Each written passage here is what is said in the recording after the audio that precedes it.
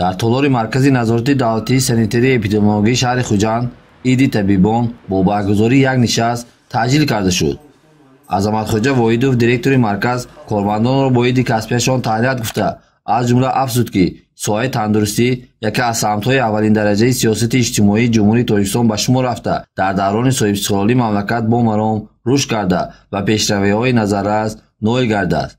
пайваста қабул ва амалӣ кардани барномаҳои стратегиё ва санадҳои меъёрию ҳуқуқӣ вобаста ба соҳаи тандурустӣ ва таваҷҷӯҳи пайвастаи ҳукумати мамлакат, хосатан асосгузори сулҳ ва ваҳдати миллӣ, пешвои миллат, президенти ҷумҳурии Тоҷикистон муҳтарам Эмомалӣ Раҳмон шаҳодат медиҳад. мақомоти иҷроии ҳукумдавлатии шаҳри Хуҷанд низ ҷиҳати иҷрои дастуру супоришҳои пешвои муаззами миллат муҳтарам Эмомалӣ Раҳмон дар ин раванд ба соҳаи тандурустии шаҳр аҳамияти аввалин дараҷа дода, баҳри пешбурди соҳа ва дастрасии аҳолӣ ба хизматрасонии тиббӣ, бунёди иншооти муосири тиббӣ ва таъмин намудани онҳо бо технологияҳои навтарину ташхиси табобат бо маром идома медиҳад. маҳз бо дастгирии ҳукумати ҷумҳурии Тоҷикистон соҳаи тандурустӣ рӯз ба рӯз сол ба сол ривоҷу равнақ ёфта истодааст. мутахассисони мо сол ба сол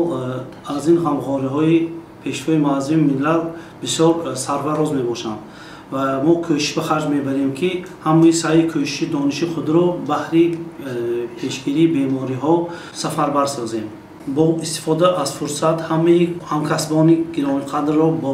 рӯзи иди касбиашон табрику таҳниятҳо гуфта ба ҳар якое ки онҳо сеҳату саломатӣ ва корҳояшон пешравии бурдборӣ таманно доранд.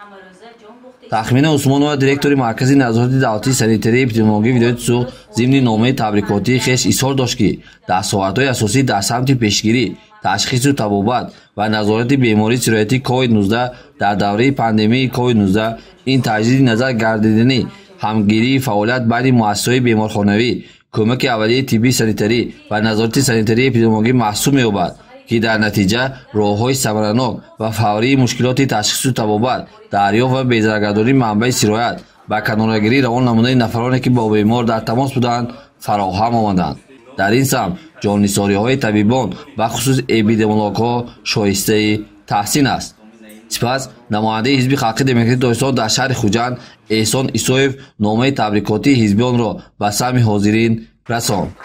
дар анҷоми чорабинӣ бо мақсади авазманднамоии фаъолияти кормандони маркази назорати давлатии санитарияи эпидемиологии шаҳри Хуҷанд як қатор фаъолон бо унвон ифтихорнома ва сипосномаҳои Вазорати тандурустӣ ва ҳифзи иҷтимоии аҳолии ҷумҳурии Тоҷикистон, маркази назорати давлатии санитарияи эпидемиологии видояти суғ ва шаҳри Хуҷанд қадршиносӣ гардиданд.